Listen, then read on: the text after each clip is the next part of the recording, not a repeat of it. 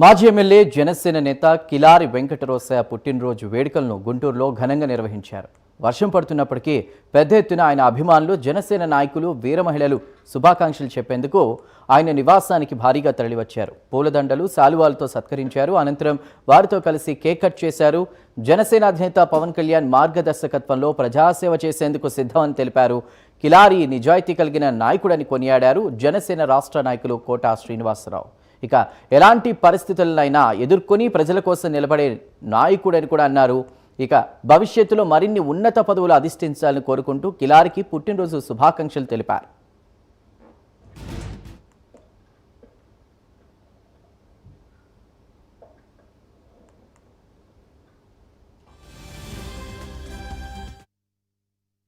నా పుట్టినరోజు సందర్భంగా విచ్చేసిన వేలాది మంది అభిమానులు, శ్రేయోభిలాషులు, జన సైనికులు, వీర మహిళలు ప్రతి ఒక్కరు కూడా పేరు పేరున అందరికీ ధన్యవాదాలు తెలియజేస్తా ఉన్నాను.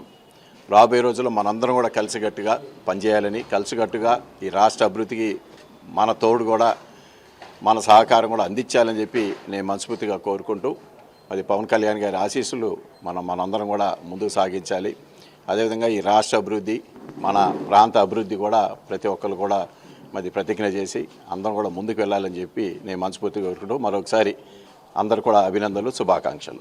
మా ప్రీతమ నాయకులు, మాజీ శాసనసభ్యులు, అదేవిధంగా జనసేన రాష్ట్ర నాయకులు కిలారి వెంకటరోసయ్య గారి జన్మదినోత్సవ కార్యక్రమాన్ని ఎంతో కన్నుల పండుగగా జిల్లా వ్యాప్తంగా అన్ని నియోజకవర్గాల అభిమానులతో, కార్యకర్తలతో, జన సైనికులతో, వీర మహిళలతో పెద్ద ఎత్తున ఈరోజు జన్మదినోత్సవ కార్యక్రమాన్ని గుంటూరులో ఏర్పాటు చేసుకున్నాం.